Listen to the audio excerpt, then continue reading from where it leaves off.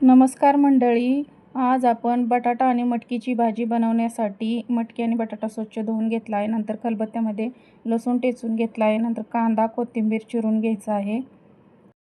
कांदा चिरून झाल्यानंतर तेल गरम करण्यासाठी ठेवायचे आहे. नंतर त्याच्यामध्ये जिरे मोहरी टाकून घ्यायचं आहे. जिरे मोहरी टाकून झाल्यानंतर कांदा टाकलेला आहे. कांदा टाकून झाल्यानंतर आपल्याला लसूण ठेचलेलं टाकायचं आहे. नंतर खलबत्त्यामध्ये थोडे पाणी घेतले आहे. त्याच्यामध्ये तिखट, मीठ, शेंगदाण्याचं कूट टाकून घ्यायचं आहे.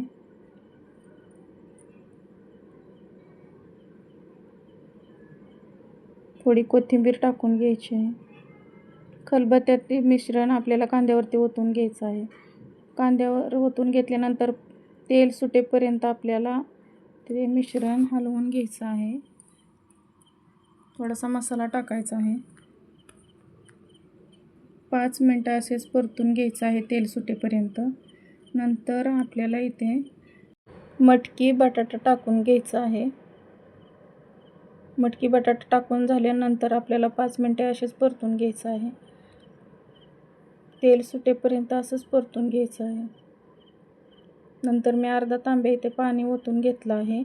आपल्याला थोडी रसाभाजी ठेवायची आहे, त्याच्यासाठी मी इथं अर्धा तांबे पाणी ओतून घेतले आहे. थोडे वेळ झाकून ठेवायचं आहे. ते आपल्या चपात्या पण तयार झालेल्या आहेत. आपली भाजी शिजून तयार झालेली आहे.